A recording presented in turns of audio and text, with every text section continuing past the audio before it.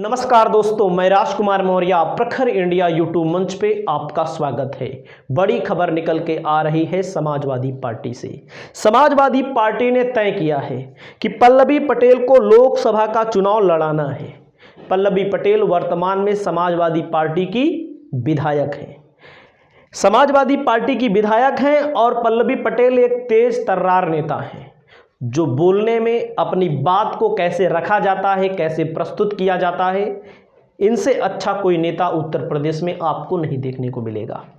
वहीं पर पल्लवी पटेल लोकसभा का जो टिकट मांग रही हैं, फूलपुर लोकसभा सीट से मांग रही हैं, लेकिन अखिलेश यादव कहीं ना कहीं फूलपुर लोकसभा सीट पल्लवी पटेल को देने के मूड में कम दिखाई दे रहे हैं। हमें नहीं कह रहे हैं कि नहीं देंगे, लेकिन कम दिखाई दे रहे हैं। पल्लवी पटेल के लिए अनुप्रिया पटेल की जो सीट है, जहां का हम आपको सियासी समीकरण बताएंगे, और पल्लवी पटेल ने तैयारी भी तेज कर दी है। इनके कुछ बयान आए हैं, उसको भी मैं आपको इस वीडियो में बताऊंगा, पूरा का पूरा सियासी समीकरण। पल्लवी पटेल को मिर्जापुर से लोकसभा का चुनाव लड़ाना चाहते हैं अखिलेश यादव। मिर्जापुर, जहां से अनुप्रिया पटेल 2014 में जीती हैं, 2019 में भी जीती हैं। और मैं आपको बताना चाहता हूं कि सबसे पहले आपको दिखा दूं पहले बयान क्या आया हुआ है, क्या तैयारी कैसी चल रही है पल्लवी पटेल की, उस बयान को पहले सुनिए आप। पल्लवी पटेल का ये बयान, ये भाषण बहुत वायरल हो रहा है। पहले इस भाषण को सुनिए। ये धरना, आंदोलन, पैदल मार्च, ये हमारी समस्याओं का समाधान नहीं है। हमारी समस्या का समाधान और हमारी जिंदगी में तमाम उथल-पुथल जो हुए हैं, उन तमाम मुश्किलों से निजात अगर कोई हमको दिलवा सकता है, तो वो सिर्फ वो ताकत दिलवा सकती है जो हमको इस संविधान के माध्यम से एक वोट की ताकत मिली है। और इसीलिए मैंने कहा कि इस वोट को आप कहाँ देंगे, कहाँ नहीं देंगे, ये आज का व्यक्तिगत विषय है। लेकिन ये संकल्प मैं दोबारा दोहरा रही हूँ कि जिसको ये वोट नहीं देंगे, यहाँ जाने से पहले इस बात का मनन, चिंतन और संकल्प जरूर। देख सकते हैं एक तैयारी चल रही है फूलपुर में भी, मिर्जापुर में भी। उसके अलावा कुछ बयान इनके आ रहे हैं, मैं उसको भी आपको सुनाना चाहता हूं। और आगे समीकरण मैं बताने जा रहा हूं कि क्या समीकरण कहता है इन लोकसभा सीटों का। थोड़ा एक सेकंड रुक जाइएगा। यहां पर आप देखेंगे, जिन लोगों के हाथों के हुनर ने, जिन बुनकरों के हाथों के हुनर ने दुनिया में एक समृद्धि दिलाई, यश दिलाया, जिन किसानों ने अपनी पैदावार से इस बनारस को गुलिस्तान जैसा सजाया, आज वो बुनकरों के हाथ का हुनर लुट रहा है, वो किसानों की जमीन लुट रही है, हमारी संपत्ति, हमारी मेहनत की कमाई पर लूटा जा रहा है और विकास के नाम पर लूटा जा रहा है।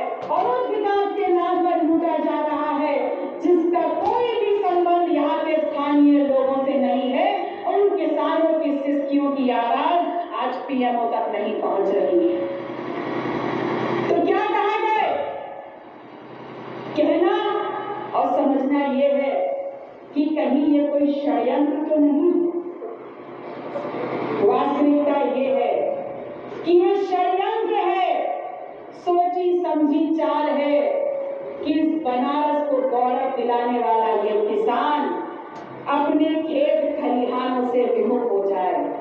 इतना परेशान कर दो इसको, इतना शोषण कर दो इसका कि अपनी खेती बाड़ी खुदी छोड़ करके शहरों की तरफ पलायन कर जाए। और देख सकते हैं पल्लवी पटेल जी दो जगहों से तैयारी कर रही हैं। एक फूलपुर की लोकसभा सीट है, दूसरी मिर्जापुर की।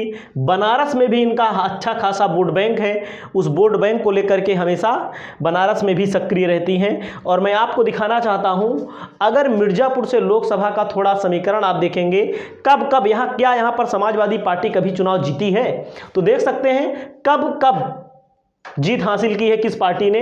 देखो, कांग्रेस ने 1952 में, 1957 में और 1962 में, जनसंघ ने 1967 में, 71 में, कांग्रेस ने 1977 में, जनता पार्टी 1980 में, कांग्रेस अजीज इमाम और उमाकांत मिश्रा, यूसुफ बेग, बीरेंद्र सिंह मस्त 1991 में, और 1996 में फूलन देवी सपा से यहाँ जीती हैं, 1998 में भाजपा जीती है, 1999 में फूलन देवी जीती हैं सपा से, और 2002 में उपचुनाव हुआ था, रामरती बिंद जीती हैं चुनाव, 2004 में नरेंद्र कुशवाहा यहाँ चुनाव जीते हैं, 2007 में रमेश दुबे जीते हैं, 2009 में बाल कुमार पटेल जो समाजवादी पार्टी से चुनाव जीते हैं, इनके बेटे प्रतापगढ़ पट्टी से विधायक भी हैं। यहाँ का जो जातीय समीकरण है उस समीकरण को हम आपको दिखाना चाहते हैं। सबसे पहले आप देख लीजिए कुल मतदाता, यहाँ पर आप देख सकते हैं कुर्मी, सबसे ज़्यादा कुर्मी बेल्ट है, 3,05,000 रुपये इसमें दिया है, ये अनुमानित है, 3,05,000 दिया, अनुमानित का मतलब है जनसंख्या बढ़ती है, आंकड़ा 2011 के बाद कोई जनगणना नहीं हुई है, आप जान ही सकते हैं, जातिगत जनगणना तो एक मुद्दा है विपक्ष के लिए, वो भी नहीं हुई है। बिंद 2 नंबर पे है, ब्राह्मण 1,55,000 3 नंबर पे है, मौर्य 1,20,000, क्षत्रिय 80,000, वैश्य 1,40,000, हरिजन 2,55,000 ना, कोल 1,15,000 और यादव 85,000। तो यहाँ पर समाजवादी पार्टी पहले चुनाव जीतती रही है, लेकिन यहाँ पर किसी ऐसे कुर्मी नेता को खड़ा करना पड़ेगा समाजवादी पार्टी को लोकसभा चुनाव जीतने के लिए, जिसके यादव वोट बहुत कम है, यहाँ पर मुसलमान वोट भी बहुत कम है, मुसलमान इसमें नहीं दिया है, और छोटी छोटी जातियाँ हैं उनके वोट हैं ना, उनके छोटे छोटे फैक्ट में वोट हैं। तो यहाँ पर अगर समाजवादी पार्टी किसी ऐसे कुर्मी को लड़ाना चाहती है, या तो कुर्मी लड़ेगा, कुर्मी का मतलब चाहे पल्लवी पटेल लड़े, या यहाँ पर जो प्रभारी बनाया गया है उनको बनाया गया, नरेश उत्तम पटेल को बनाया गया प्रभारी, बहरहाल उनके लड़ने की संभावना थोड़ी कम है, या यहाँ पर किसी ब्राह्मण को भी उतारा जा सकता है, किसी ब्राह्मण चेहरे को भी यहाँ पर उतारा जा सकता है। थोड़ा सा समीकरण दिखाते हैं 2019 और 2014 में क्या क्या समीकरण था, आपको यहाँ पर ध्यान देना है। आपके सामने कुछ आंकड़े लेकर आ चुके हैं। 2019 में जब चुनाव हुआ था तो आप देख सकते हैं 2019 लोकसभा चुनाव में यहाँ पर अनुप्रिया पटेल ने जीती थी, और इनको जो आधे से ज़्यादा वोट अनुप्रिया पटेल को मिला था, यानी कि बहुत मजबूत कैंडिडेट है, 53% वोट मिला था, 5,91,564 वोट। और वहीं पर सपा ने रामचरित्र निषाद को लड़ाया था, 3,59,000 वोट मिला था, समझ सकते हैं बहुत भारी अंतर है। और ललितेश प्रति त्रिपाठी, इनको 91,501 वोट मिला था, इनको भी टिकट मिल सकता है, ये भी मैं आपको बता दे रहा हूँ। और 5 विधानसभा सीटों पर सभी पर भाजपा का कब्जा है, तो एक तरह से आप समझ सकते हैं सभी पर भाजपा का कब्जा है।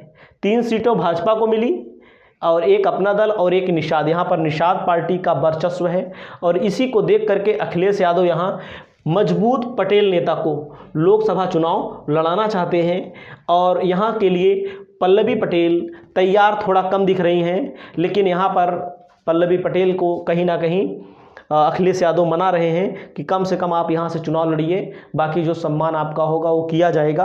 और आपने देखा होगा पल्लवी पटेल पहले विधायक भी नहीं थी, उनकी पार्टी के साथ गठबंधन होता है, वर्तमान में विधायक हैं, और इनकी आवाज़ बुलंद होती है, सड़क से लेकर के सदन तक लोग इनको सुनते हैं। आपकी क्या राय है? और जहाँ तक है मैं आपको बता रहा हूँ, पल्लवी पटेल को यहाँ से प्रत्याशी घोषित करने का काम अखिलेश यादव करने वाले हैं। आपकी जो राय हो अपनी राय व्यक्त करें। नमस्कार।